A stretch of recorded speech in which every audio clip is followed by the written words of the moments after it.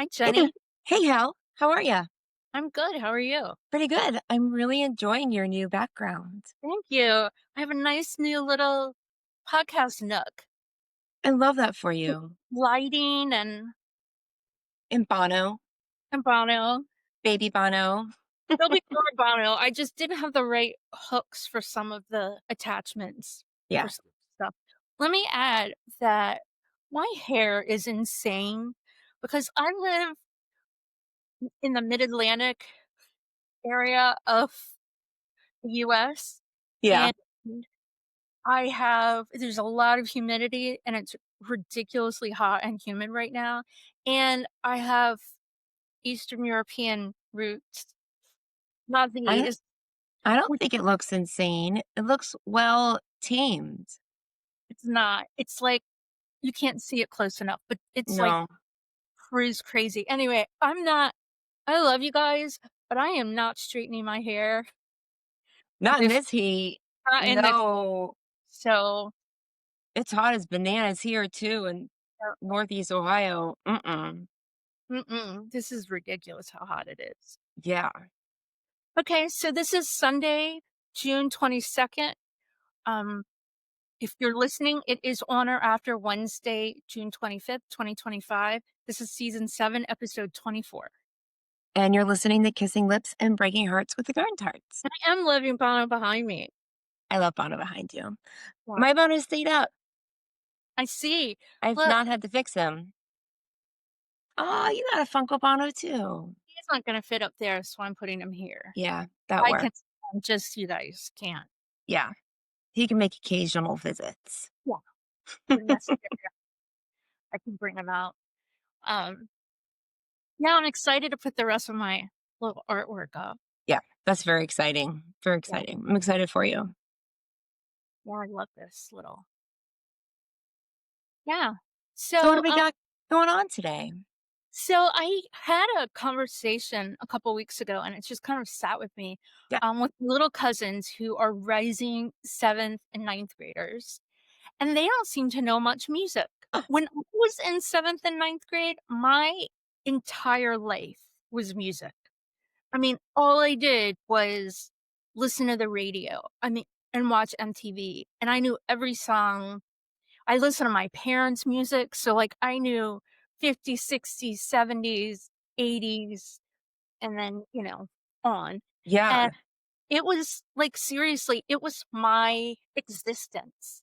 Like, I don't know that I could carry a conversation about much else unless it came up, from a music lyric or something. Like, I Right. was so into that. I went on road trips with my parents and knew every song that came on the radio. I was I also was a giant geek in this way that I had, like, a notebook, and I would, like, write in my notebook about, like, every song that I heard on the radio and put the Oh my top so I'll goodness. figure out, like, the algorithm, like, okay, the next song has to be Genesis or whatever, like, it's Because hard. there was an algorithm then. There wasn't, but it was like they There was haven't a played. pattern first. Yeah. Yeah, yeah. I was like, "They haven't played Genesis in, like, 2 hours, and, like, they're all the rage right now, so the next song has got to be Genesis." That's Sometimes I was crazy. sometimes I was right, but most of the time, I never cracked it. Um, but, I mean, I kept a notebook like that, um, well into my 20s. Oh my goodness. I had no idea. At work, I had a radio and a little notebook, and Oh my gosh. How did I never I don't know this? I don't know, because I probably am a little embarrassed about it. It was like the nerdiest thing. I actually wasn't a nerd. I was pretty well You adjusted, I think but you're pretty cool. I hope so. But like, well into our friendship, I kept a notebook, a radio notebook. But, like, we would record the radio. Like, I took a cassette and I would record until the cassette was filled and then turn it over. And then when I wasn't, I didn't have a radio or a good station or something, I Yeah. played the cassette and it was just whatever was on the Oh, radio. that was smart. Yeah. I like, I think I mean, I learned that from a friend, like, we all did Right. that at the time. But also, MTV, which I was talking to my friend Kelly yesterday, and I'm like, "My parents told everyone we weren't allowed to watch MTV." Like, they were very proud of that, except they've never told us, 'cause all we did was watch MTV. That is hilarious. Every waking minute, my 2 brother we all the only things we watched were MTV and, reruns of Saturday Night Live, like, Yeah. Oh my that god, that's was hilarious. our existence. But my cousin still says, "Remember when your parents wouldn't let you watch MTV?" I'm like, "No." No, that was everything. I don't know why they told people this, except, Yeah. oh, they never told us. So, anyway, so I think I'm assuming that my little cousins don't have such a big interest in music or much at all, in terms of music because of lack of MTV, because lack of radio and variety. Like, I don't know, how do you learn I how do you know listen to music? I have this conversation with my kids on a somewhat regular basis, and it ends up just being a question that no one can answer. And because so they are a little bit older, they're rising 10th grader and 12th grader in high school, and they know all kinds of music. They know our music, they know Gorillas, but they know all kinds of music. And I'm like, where did you hear this song or that song? There's no radio. Right, And they're like, "We just listen to stuff." I'm like, "No, you don't. No, you don't just shuffle up iTunes and ask for stuff." And all I can think is that it's what's trending on TikTok. Even and like if old sounds, like old clips are trending on TikTok, I don't know. And they'll be like, "Sometimes it's TikTok, but not always." They've no idea where they hear about songs. right, But they're very hip to what's new, what people are listening to, what's going on. They like Elton John and Billy Joel. And my rising 10th grader is all into like Mamma Mia, the soundtrack. She's never seen the movie. These are not things I listen to.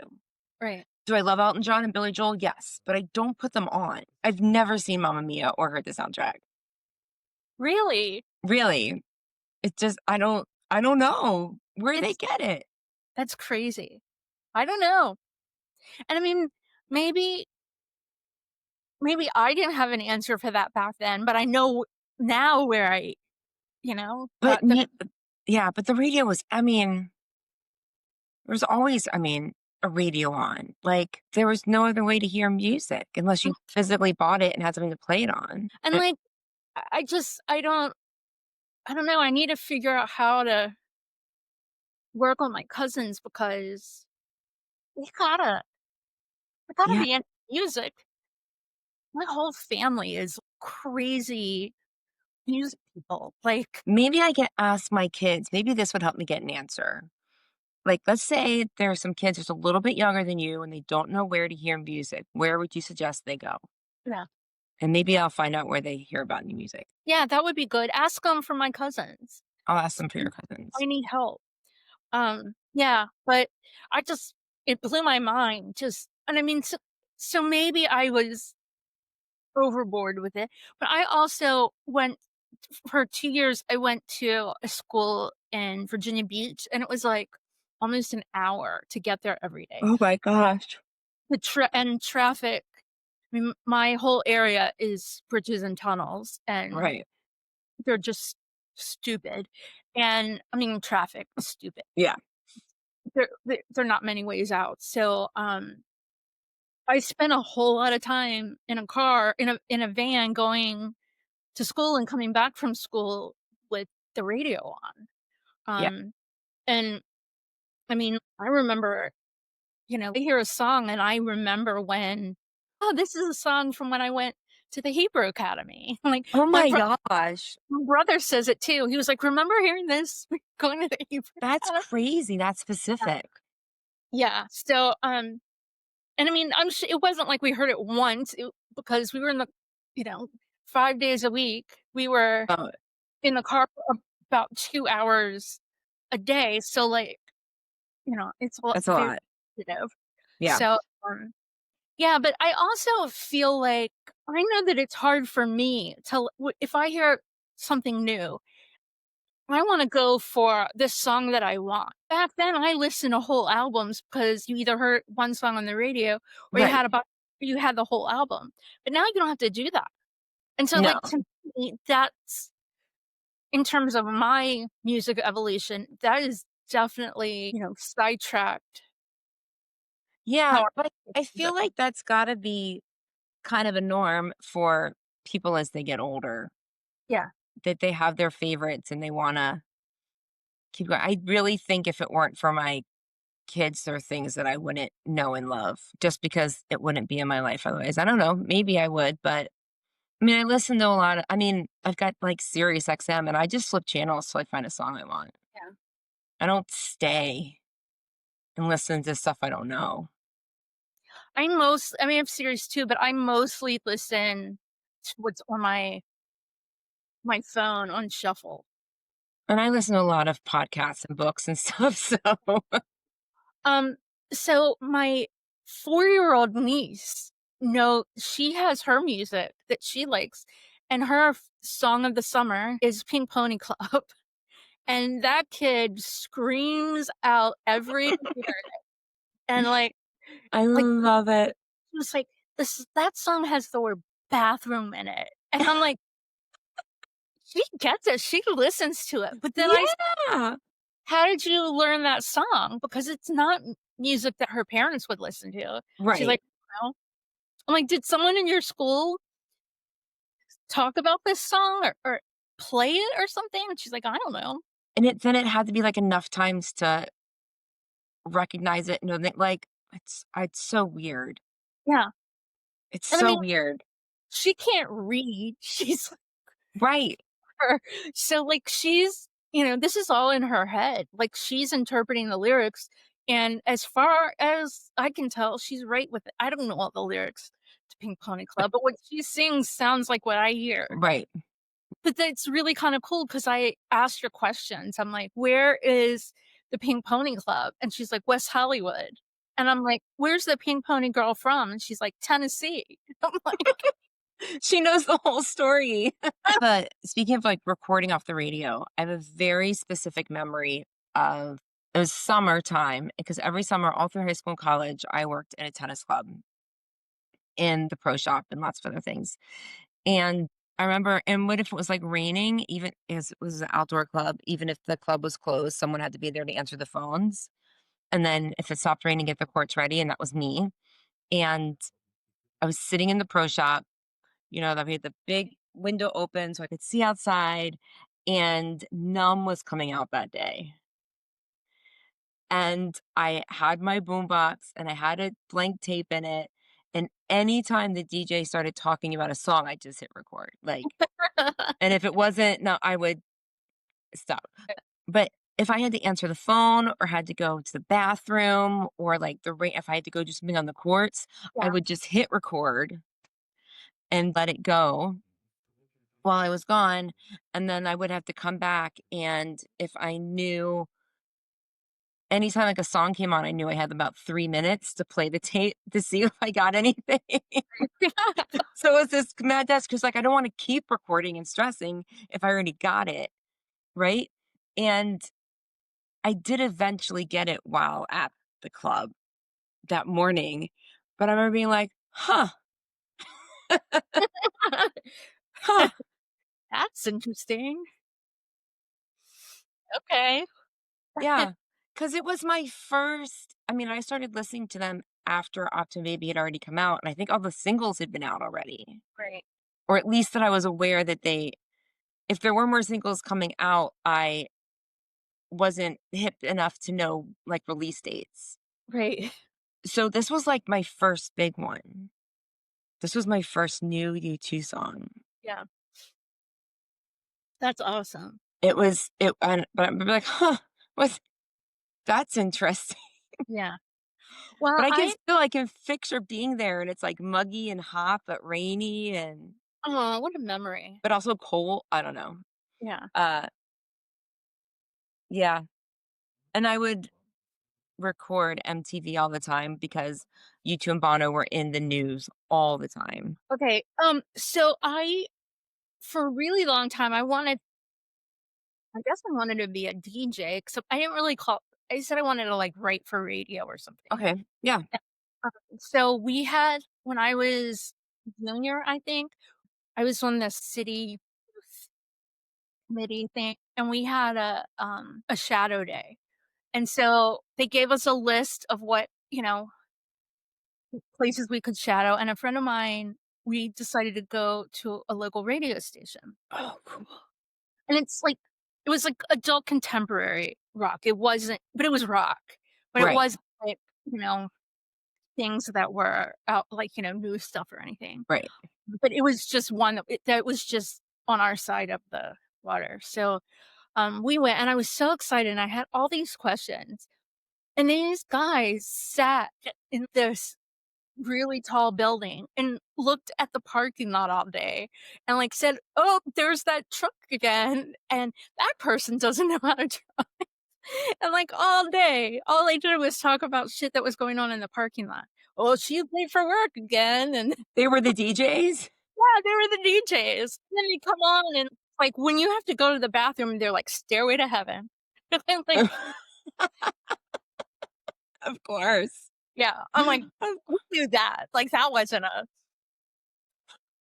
no shocker whatsoever.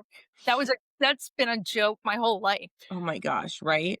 Yeah, but so it was really not exciting, and it was a very fun day. It was Yeah. also in the mall, so we dipped out and hung out at the mall all day. So, but I just remember being really kind of Hmm. not fun, but I was disappointed because 'cause I'm like, "I wanna know about when you get records that come in, like, what happens? What's the process? How do Yeah. you pick songs and whatever?" And it was like, what happens with do you, like, do you pick, like, what commercial like, who does that stuff?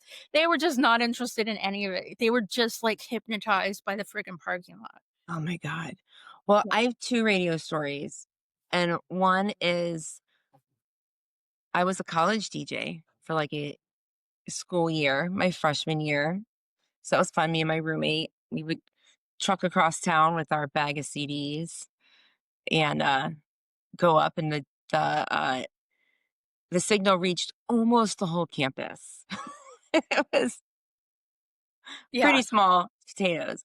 But the other one is, and you should have a conversation with my sister about this. She has this radio station in Seattle that she's just like, if this thing is the bee's knees. Like she donates to them every year. It's the favorite thing ever.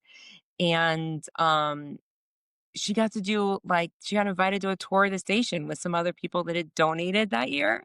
Oh, wow. And she was like, it is the coolest thing she'd ever seen. And they have this huge archive room with all the records and stuff because it's all archival now. Yeah. And there were sticker notes on the front of like all the album covers with notes from the DJs. Oh, With really? this is amazing, the most best thing ever. And then there was something that they were like, did not love. It was Creed. But it was just like all this stuff like crazy. And they do these themed days or stuff. And she'll have to tell you more about it. But there's like a beginning artist. Well, first they'll do days that are themed around a genre or an artist or something. And then all the DJs have to kind of fill in whatever. But they have this other one and it goes between DJ shifts where they know that the very first DJ of the day picks an artist and the last DJ of the day picks an artist and everything in between has to somehow connect and end with that final artist. That sounds like so much fun. Amazing. I'm gonna have to she sent me some pictures. I'll send it to you, but she's gonna have to tell you about it sometime. But Like, challenge accepted. I need to make a oh, playlist that does you this is like this has Hillary Frank written all over it. that. Yeah. Yeah. Absolutely.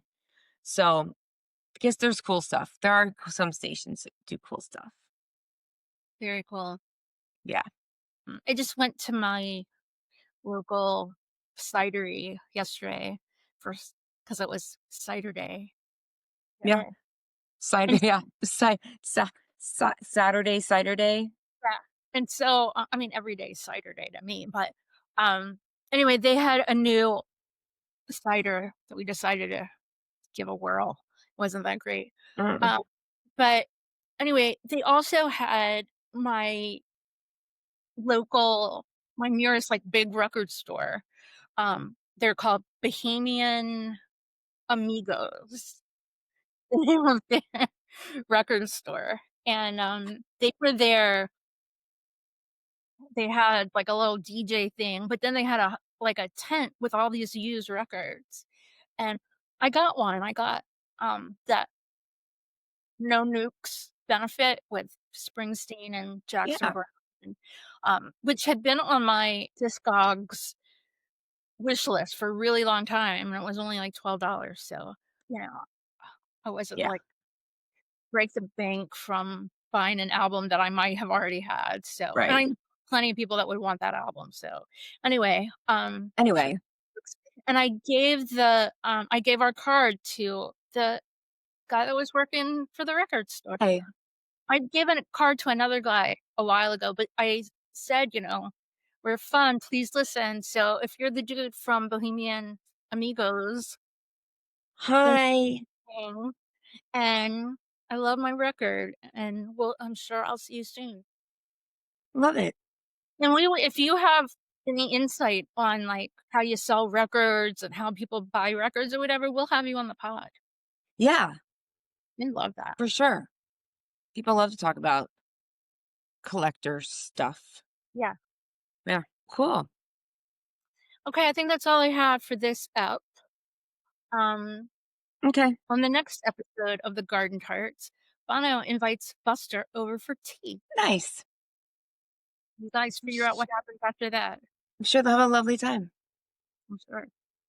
Okay. Well, until next week, y'all. Bye. Bye. We'll be back next week with more U2ish content. In the meantime, keep chatting with us on social media at _Garden Tarts. Sign up for our newsletter at thegardentarts.com and share with your YouTube friends. You can support us on Patreon, buy me a coffee, and leave us a 5-star review on Apple Podcasts. Kissing Lips and Breaking Hearts, a U2ish podcast with the Garden Tarts, is created, produced, and edited by us, the Garden Tarts. Intro and outro music by December. See you next week.